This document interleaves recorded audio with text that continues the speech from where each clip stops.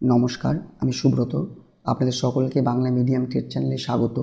তো আজকে আমি যে টপিকটা নিয়ে আলোচনা করব সেটি সিডিপি অর্থাৎ চাইল্ড ডেভেলপমেন্ট অ্যান্ড পেডাগজির ভীষণই গুরুত্বপূর্ণ একটা টপিক, যেটার নাম হচ্ছে বৃদ্ধি এবং বিকাশ অর্থাৎ গ্রোথ অ্যান্ড ডেভেলপমেন্ট। এই টপিকটি যে কোনো টিচিং এক্সাম, সেটা প্রাইমারি টেট বা upper primary TET, CTET paper 1 paper 2 যাই হোক না কেন, এখান থেকে কিন্তু একটা কোশ্চেন হয়ে থাকে। তো অবশ্যই এই টপিকটা আমাদের ভালো করে পড়া উচিত, ভালো করে বোঝা উচিত। তো এই টপিকের ওপর একটা ভিডিও আমি আগে আপলোড করেছিলাম।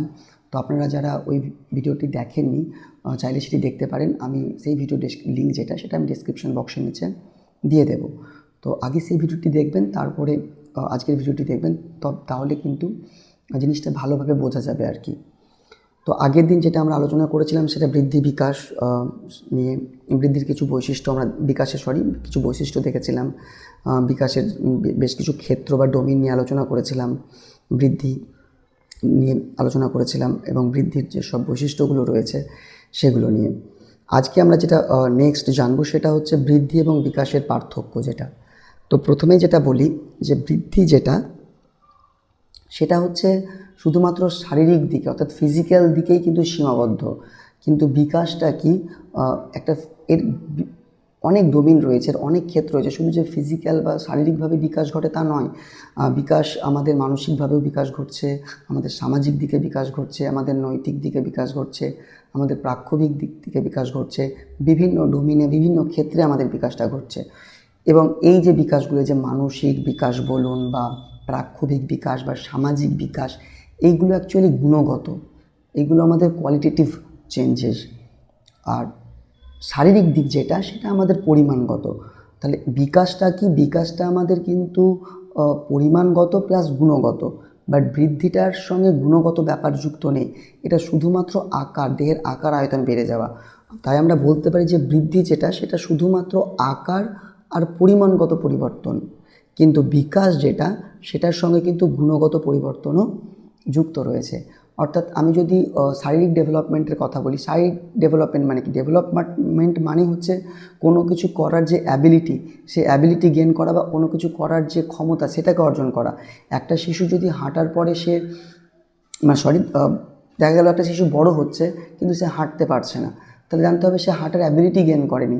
অর্থাৎ তার হয়তো বৃদ্ধি ঘটেছে, তার সে গ্রো করেছে, বাট তার ডেভেলপমেন্ট হয়নি। তো তার যে হাঁটার ক্ষমতা বলুন বা কোনো কিছু করার যে ক্ষমতা, সেই ক্ষমতাটা হচ্ছে তার গুণগত। ক্ষমতাকে পরিমাপ করা সম্ভব নয়। ক্ষমতাকে আমরা যেটা করতে পারি, সেটা আমরা তাকে পর্যবেক্ষণ করে বুঝতে পারি, আমরা মূল্যায়ন করতে পারি।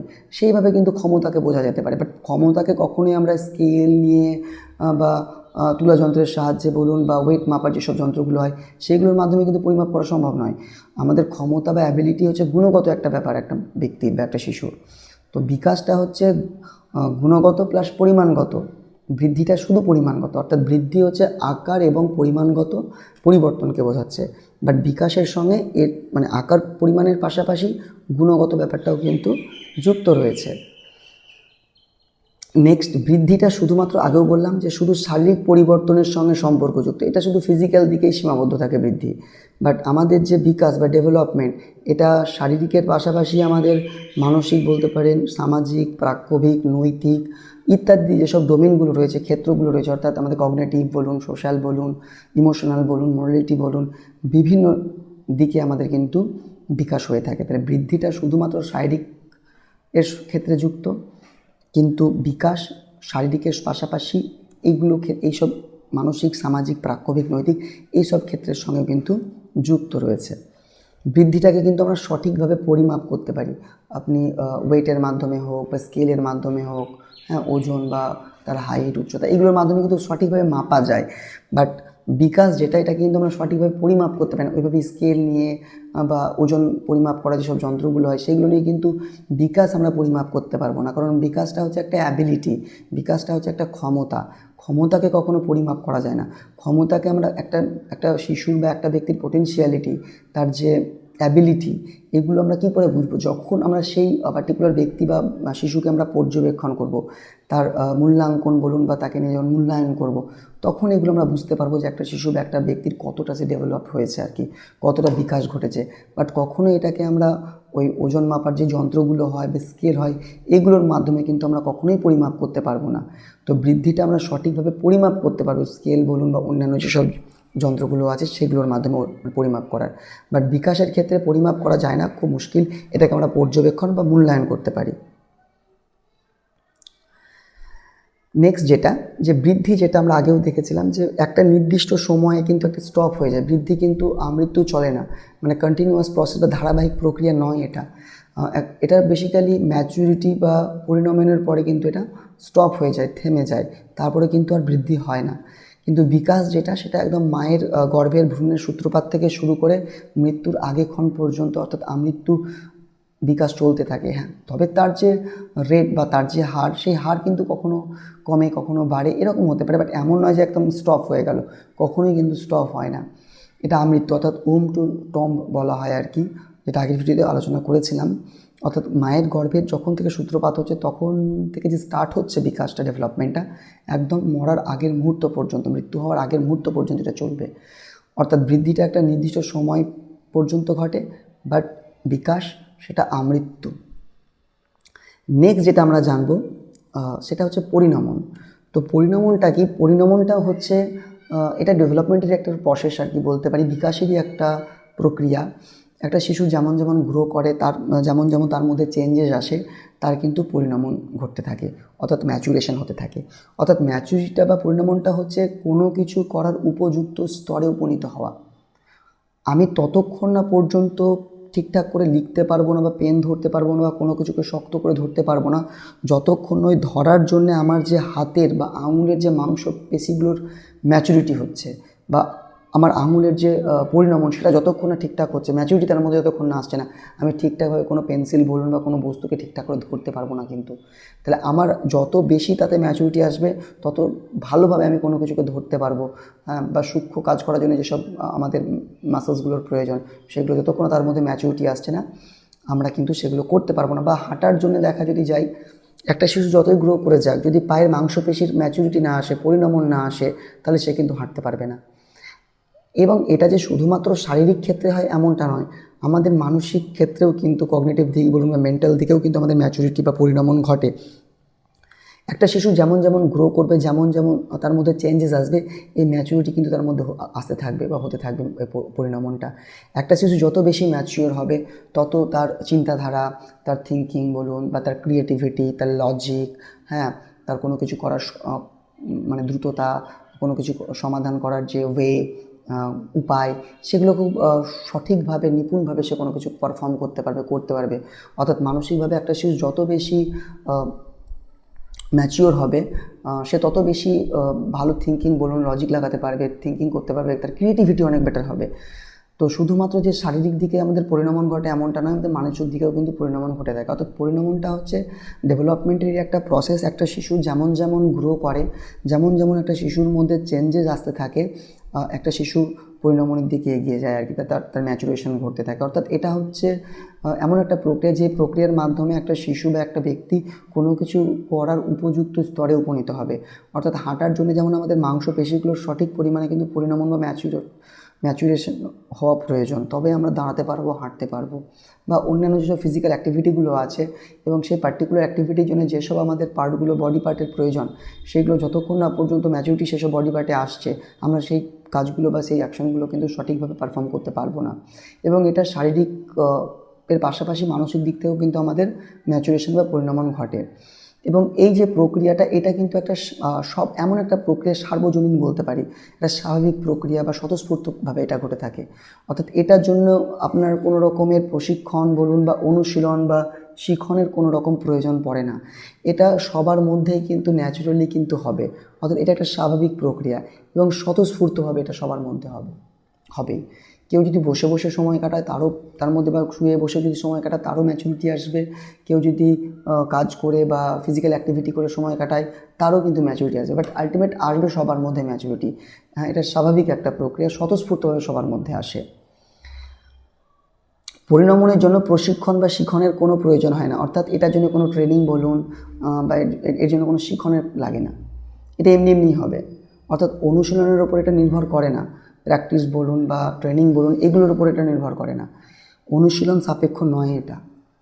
যে প্র্যাকটিস করবে বেশি বেশি করে তারও যেমন পরিণামন ঘটবে, যে হয়তো প্র্যাকটিস বা অনুশীলন করবে না তারও কিন্তু পরিণামন ঘটবে, আলটিমেট সবারই কিন্তু পরিণামন ঘটবে।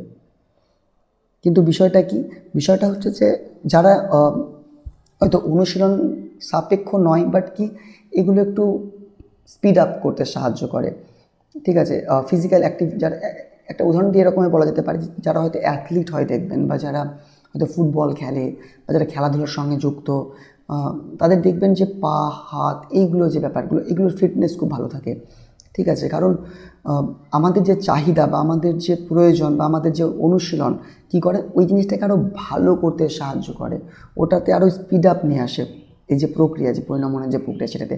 বাট এমনটা নয় যে ওটার উপরে নির্ভর করে, হ্যাঁ স্পিড আপ করতে পারে, সেটাকে আরও সুঠাম করে ভালো করে এটা বলতে পারি, বাট কখনোই যে তার উপর নির্ভর করবে এমন নয়। তো এটা আমাদের কিন্তু খেয়াল রাখতে হবে। এটি আংশিক জীবনব্যাপী প্রক্রিয়া, অর্থাৎ পরিণামনটা যে একদম বিকাশের মতো আমৃত্যু চলবে এমন নয়, পরিণামনটা একটা পার্টিকুলার টাইমে এসে কিন্তু জীবনকালের স্টপ হয়ে যায়, থেমে যায়। সক্রিয়তা নিরপেক্ষ, অর্থাৎ পরিণামনের জন্য কোনো সক্রিয়তার ব্যাপার নেই। আমি অ্যাক্টিভ থাকলে আমার মধ্যে পরিণামন ঘটবে, অ্যাক্টিভ না থাকলে বা ইনঅ্যাক্টিভ থাকলে আমার মধ্যে পরিণামন আসবে না, এমনটা নয়। যে অ্যাক্টিভ থাকবে তারও পরিণামন আসবে তার মধ্যে, যে ইনঅ্যাক্টিভ থাকবে তারও মধ্যে পরিণামন আসবে। অর্থাৎ এটার জন্য কোনো সক্রিয়ভাবে আমাদের থাকার দরকার নেই বা সক্রিয়তার কোনো প্রয়োজন পড়ে না।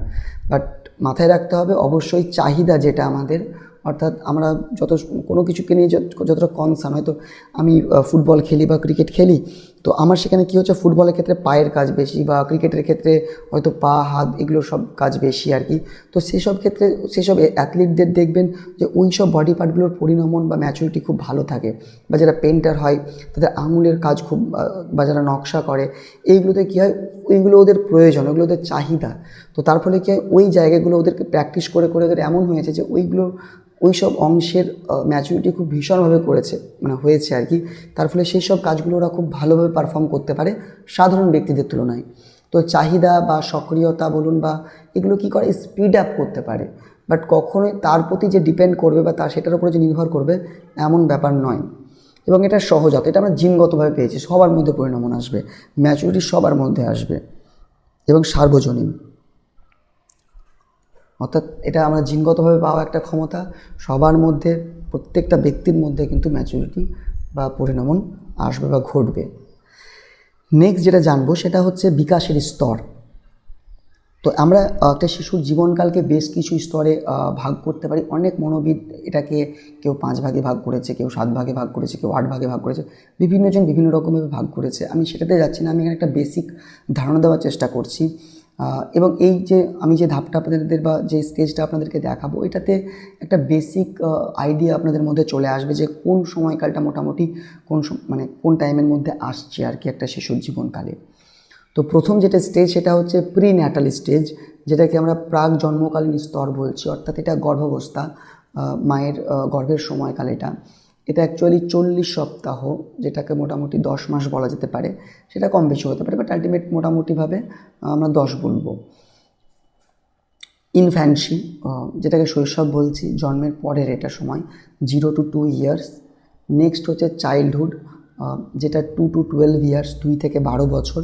এই যে চাইল্ডহুড বা বাল্যকাল, এটাকে কিন্তু আমরা দুটো ভাগে ভাগ করছি, একটা হচ্ছে আর্লি চাইল্ডহুড, একটা ল্যাটার চাইল্ডহুড। তো যেটা একটা প্রারম্ভিক বাল্যকাল, আর একটা হচ্ছে উত্তর বা প্রান্তীয় বাল্যকাল। যেটা আর্লি সেটা 2 থেকে 6 বছর, আর যেটা ল্যাটার সেটা 6 থেকে 12 বছর। তো একটু খেয়াল রাখবেন, ইংরেজি ব্যাপারটা হচ্ছে যে অনেক সময় আমাদের এই বাল্যকাল দুটোকে শৈশবে অনেক বইয়ে দেখা গেছে যে শৈশবটাকে অনেকে বাল্যকাল হিসেবে দেখিয়ে দিয়েছে। যখন প্রশ্ন করবে যদি বাল্যকাল উল্লেখ থাকে, অবশ্যই আমাদের একটু ইংলিশ পোর্শনটা দেখে নিতে হবে যে ইনফ্যান্সি করছে না চাইল্ডহুড করছে। কারণ এই ইনফ্যান্সি মানেও বাল্যকাল কোথাও কোথাও চলে আসে, চাইল্ডহুড মানেও তো বাল্যকাল। তো যখন এই বাল্যকাল নিয়ে কোনো কোশ্চেন করবে বা শৈশব নিয়ে কোনো কোশ্চেন করবে, অবশ্যই আমাদের ইংলিশ পার্টটা দেখা উচিত যে সেখানে ইনফ্যান্সি কথাটা উল্লেখ করছে না চাইল্ডহুড কথাটা উল্লেখ করছে। তারপরে যেটা ল্যাটার চাইল্ডহুডের পরে আসছে সেটা হচ্ছে অ্যাডোলেসেন্স বা টিনেজার্স, যেটা 12 থেকে 19। এটা অনেক বই অনেক রকমভাবে থাকতে পারে, কোনো বই 13 থেকে 18 বা 13 থেকে 19 এরকম, বাট একটা ওভারঅল আইডিয়া এখান থেকে আপনারা পাবেন যে 12 থেকে বা 12 to 19 যেটা, সেটা হচ্ছে অ্যাডোলেসেন্স বা কৈশোরকাল, যেটাকে টিনেজার্সও বলা হয়। বাট WHO অর্থাৎ ওয়ার্ল্ড হেলথ অর্গানাইজেশনের মতে বা তারা এটাকে 10 থেকে 19 বছর এই সময়কাল বা এই পিরিয়ডটাকে ধরে টিনেজার বা অ্যাডোলেসেন্স বলতে। তাহলে যদি WHO এর মধ্যে আপনাদের অ্যাডোলেসেন্স জিজ্ঞাসা করে কত, তাহলে আপনারা 10 থেকে 19 বলেন। নর্মালি বেসিক্যালি যদি কোশ্চেন হয় তাহলে 12 থেকে 19। তাহলে এই ছিল কয়েকটা স্টেজ, একটা শিশুর জীবনকালকে আমরা এই কয়েকটা স্টেজে ভাগ করি, এবং তারপরে তো বার্ধক্য চলে আসছে, ওর প্রাপ্তবয়স্ক, যেটা প্রাপ্তবয়স্ক তারপরে বার্ধক্য পড়ে যাচ্ছে।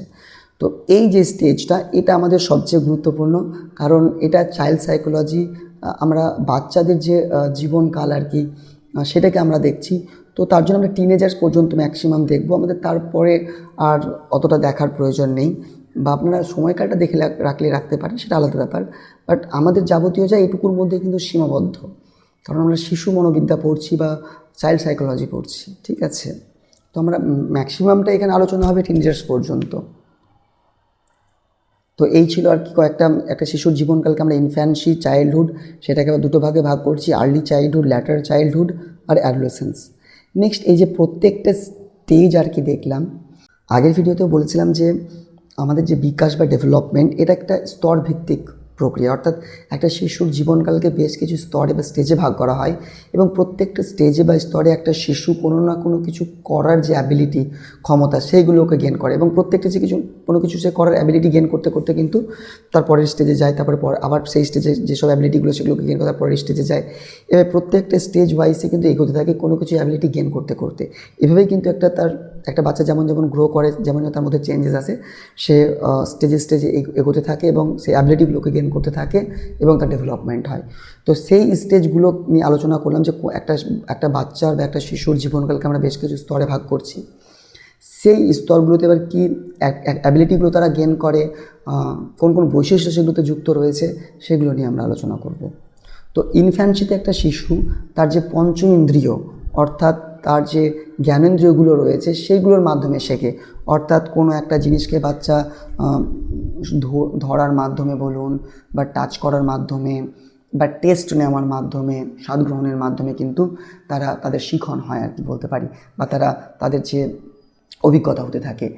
সাপোজ ধরুন একটা বাচ্চাকে আপনি যদি কোনো দিন হয়তো একটা লঙ্কা সে বাচ্চা কোনোদিন হয়তো দেখেনি, তাকে যখন আপনি একটা বাচ্চাকে হাতে লঙ্কা দিয়ে দেবেন, যদি বাই চান্স মুখে ভরে, তোর ঝাল লাগবে, কান্না করবে, তো তার একটা জ্ঞান বা একটা অভিজ্ঞতা বা তারা শিখন হয়ে যাবে। পরবর্তীকালে সে কিন্তু আর সেই লঙ্কাটাকে নিতে চাইবে না, বা কোনো একটা গরম বস্তুতে হাত দিলে তার যদি ছ্যাঁকা লাগবে, সে কষ্ট পাবে, পরবর্তীকালে সেই সব জিনিসে সে হাত দিতে কিন্তু ভয় পাবে।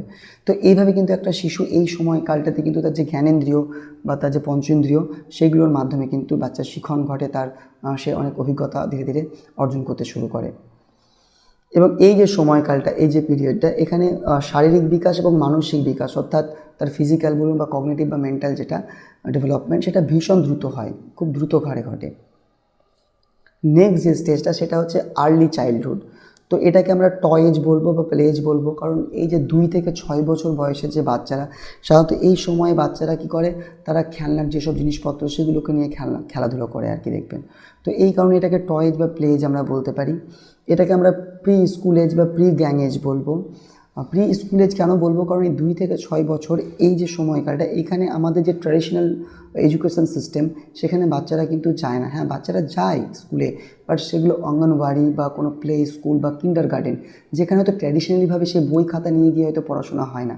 তো যেহেতু তারা ট্র্যাডিশনাল যে এডুকেশন সিস্টেম সেখানে যেহেতু যায় না, তো সেই কারণে আমরা এটাকে প্রি স্কুল এজ বলবো, এবং এটাকে প্রি গ্যাং এজ বলা হচ্ছে, কারণ এই সময়টাতে বাচ্চারা বেশিরভাগ সময় তার মা বাবা পরিবারের মধ্যে সীমাবদ্ধ থাকে, তার তেমনভাবে ফ্রেন্ডশিপ বিল্ড আপ হয় না, বা সে তার বন্ধুদের দল ক্রিয়েট করে না, ঠিক আছে।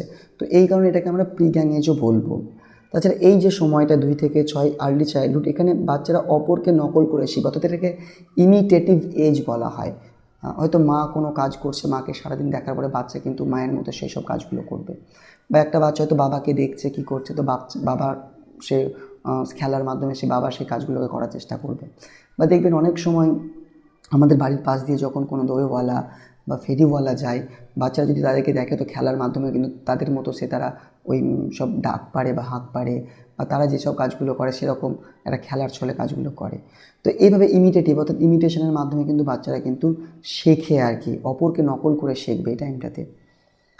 তাছাড়া এই বয়সে শিশুর ভাষার যে বিকাশ, অর্থাৎ ল্যাঙ্গুয়েজ যে ডেভেলপমেন্ট খুব দ্রুত ঘটে।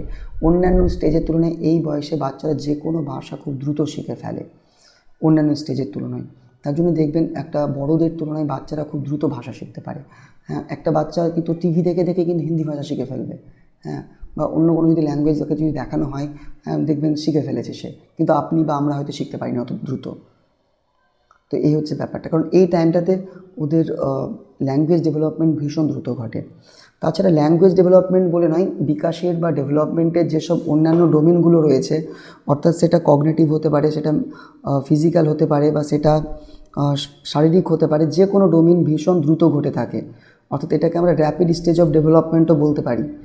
তা যে কোনো বিকাশের ক্ষেত্র দ্রুত হারে ঘটে একদম। তো এই কারণে এটাকে আমরা র্যাপিড স্টেজ অফ ডেভেলপমেন্ট বলবো। তো এই হচ্ছে কয়েকটা বৈশিষ্ট্য আমরা বলতে পারি আর্লি চাইল্ডহুডের। অর্থাৎ এই টাইমটাকে আমরা টয় এজ বা প্লে এজ বলছি, এটাকে প্রি স্কুল এজ বলছি, কারণ এখন এই সময়টাতে বাচ্চারা ট্র্যাডিশনাল যে এডুকেশন সিস্টেম সেখানে বাচ্চারা যায় না। তাছাড়া তাদের যে দল গঠনের ব্যাপারটা, তখন তারা এই টাইমে মানে তাদের যেহেতু ফ্রেন্ডশিপ বিল্ড ততটা ভালো হয় না আর কি, হয় না, তার কারণে তাদের দল তৈরি হয় না আর কি। তার জন্য এটাকে প্রি গ্যাং এজ বলতে পারি। অপরকে নকল করে শিখবে, বাবা মাকে দেখবে যেগুলো করতে, তারাই বাচ্চারা সেগুলো করবে। এই টাইমটাতে ভাষার বিকাশ খুব ভালোভাবে ঘটে, খুব দ্রুত ঘটে, এবং অন্যান্য যেসব বিকাশ বা ডেভেলপমেন্টের ক্ষেত্রগুলো আছে সেগুলো ভীষণ দ্রুত হারে ঘটে। তার জন্য এটাকে আমরা র্যাপিড স্টেজ অফ ডেভেলপমেন্ট বলবো। নেক্সট যেটা, সেটা হচ্ছে ল্যাটার চাইল্ডহুড। এটাকে গ্যাং এজ বলা হচ্ছে, অর্থাৎ 6 থেকে 12 বছর যে পিরিয়ডটা বা যে সময়কালটা সেটা। এখানে কি হচ্ছে, এখানে অ্যাকচুয়ালি যেহেতু বাচ্চারা এবার তার বাড়ির বাইরের পরিবেশে যেতে শুরু করবে, এই টাইম তারা স্কুলে যাবে, ঠিক আছে, তাদের ফ্রেন্ডশিপ বিল্ড হবে, তাদের ফ্রেন্ড সার্কেল তৈরি হবে, হ্যাঁ, তার ফলে কী হবে, বন্ধুদের দল তৈরি হবে। তো এই দলটাকে এখানে গ্যাং বলা হচ্ছে আর কি, নেগেটিভ সেন্স নয় নিলে এটা হবে না, গ্যাং মানে খারাপ কিছু কোনো দল নয়, এটা বন্ধুদের দলকে বোঝানো হচ্ছে। তো ফ্রেন্ডশিপ বিল্ড হওয়ার কারণে তাদের বন্ধুদের দল তৈরি হবে, তার জন্য এটাকে গ্যাং এজ বলা হয়। তাছাড়া যেহেতু এই টাইমটাতে বাচ্চারা প্রাইমারি স্কুলে যেতে শুরু করে, আমাদের যে ট্র্যাডিশনাল এডুকেশন সিস্টেম সেখানে তাদের প্রবেশ ঘটে যায়। তো এই কারণে এটাকে আমরা স্কুল এজ বা এটাকে আমরা এলিমেন্টারি স্কুল এজ বলতে পারি, হ্যাঁ, অর্থাৎ প্রাথমিক যে স্কুলের যে বয়স সেটা তাদের সময়কালে বলা যেতে পারে, কারণ তারা প্রাথমিক স্কুলে যায় এই সময়টাতে। লং লাস্টিং অফ ফ্রেন্ডশিপ, এই সময়কালটাতে বাচ্চাদের যেসব বন্ধুত্ব বা ফ্রেন্ডশিপগুলো বিল্ড আপ হয় সেগুলো কিন্তু অনেক দীর্ঘস্থায়ী হয়, হয়তো আমাদের শেষ বয়স পর্যন্ত আমাদের সঙ্গে থাকে, আমরা কখনো ভুলি না। অর্থাৎ এই মানে আমাদের ছোটোবেলাকার যে বন্ধুগুলো সেগুলো আমাদের সারা লাইফ আমাদের সঙ্গে থাকে, হ্যাঁ, এটা লং লাস্টিং ফ্রেন্ডশিপ ক্রিয়েট হয় এই টাইমটাতে। তাছাড়া স্লো ফিজিক্যাল ডেভেলপমেন্ট, এই যে সময়কালটা, এই সময়কালটাতে যে ফিজিক্যাল যে আমাদের ডেভেলপমেন্টের যে ব্যাপারটা সেটা কিন্তু একটু স্লো ডাউন হয়ে পড়ে। অর্থাৎ এর আগের মুহূর্ত পর্যন্ত ব্যাপক আকার থাকে, একদম তীব্র আকার থাকে, বাট এই টাইমটাতে কোথাও না কোথাও একটু স্লো ডাউন হয়ে যায়, কোথাও থমকে যায়। এবং এর পরের যখন স্টেজটা আসে অ্যাডোলেসেন্স বা টিনেজ, 12-র পরে আর কি, তখন থেকে আবার সেই স্পিড আপটা আসে, দ্রুত ফিজিক্যাল ডেভেলপমেন্টটা ঘটতে থাকে, এবং ধীরে ধীরে তার ম্যাচুরিটির দিকে যেমন যেমন সে এগিয়ে যায়, একটা টাইমে এসে সেটা কিন্তু স্টপ হয়ে যায়। অর্থাৎ প্রথমের দিকে একটা বাচ্চার ফিজিক্যাল ডেভেলপমেন্ট ব্যাপক থাকে, এই স্টেজটাতে এসে একটু স্লো ডাউন হয়ে পড়ে, তারপরে আবার বাড়ে, এবং ধীরে ধীরে আবার শেষের দিকে কমতে কমতে গিয়ে একদম স্টপ হয়ে যায়। মোটর ডেভেলপমেন্ট ইজ ফাস্ট, অর্থাৎ এখানে দ্রুত চলন বিকাশ ঘটে। অর্থাৎ একটা শিশুর যে পেশিগত ব্যাপার বলুন বা নার্ভ বলুন বা যাই বলুন না কেন, সেটার ব্যাপক হারে ডেভেলপমেন্ট ঘটে, কারণ এই টাইমটাতে বাচ্চা কী হয়, দৌড়ঝাঁপ করে, লাফালাফি করে, খেলাধুলো করে, হ্যাঁ। তো এই কারণে কী হয়, তার যে মোটর ডেভেলপমেন্ট, যে তার যে স্নায়ুগত যে ব্যাপার ডেভেলপমেন্ট বা বিকাশ, সেইগুলো খুব ভালো ঘটে আর কি। তো এটাকে আমরা ল্যাটার চাইল্ডহুডটাতে আমরা কী পাচ্ছি, যে এটাকে গ্যাং এজ বলছি, এটাকে স্কুল বা এলিমেন্টারি স্কুল এজ বলা হচ্ছে, কারণ এই টাইমটাতে বাচ্চাদের যে ট্র্যাডিশনাল এডুকেশন সিস্টেমে তারা চলে আসছে আর কি। এটাকে লং লাস্টিং ফ্রেন্ডশিপের সময়কাল বলা হচ্ছে। এখানে ফিজিক্যাল ডেভেলপমেন্টে একটু এর যে হার বা রেট সেটা কমে যায়। তাছাড়া বাচ্চারা খুব খেলাধুলো করে, দৌড়ঝাঁপ করে এই টাইমটাতে, ফলে তাদের যে মোটর ডেভেলপমেন্ট সেটা খুব ফাস্ট হয়, খুব দ্রুত হয়। নেক্সট যেটা, সেটা হচ্ছে অ্যাডোলেসেন্স বা টিনেজার্স যেটাকে আমরা বলছি।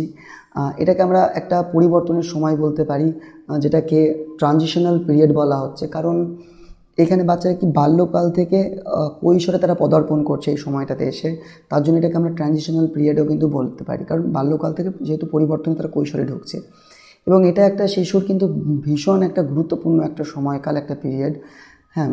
একটা শিশু এখানে যতটা নিজেকে ঠিক রাখতে পারবে, তার প্রভাব কিন্তু সে তার মানে সেটা খারাপ প্রভাব পড়ুক বা ভালো প্রভাব পড়ুক, যাই হোক না কেন এই সময়কালটাতে, তার প্রভাব কিন্তু তার পরবর্তী জীবনে পড়বে, তার ছাপটা কিন্তু তার পরবর্তী জীবনে গিয়ে পড়বে।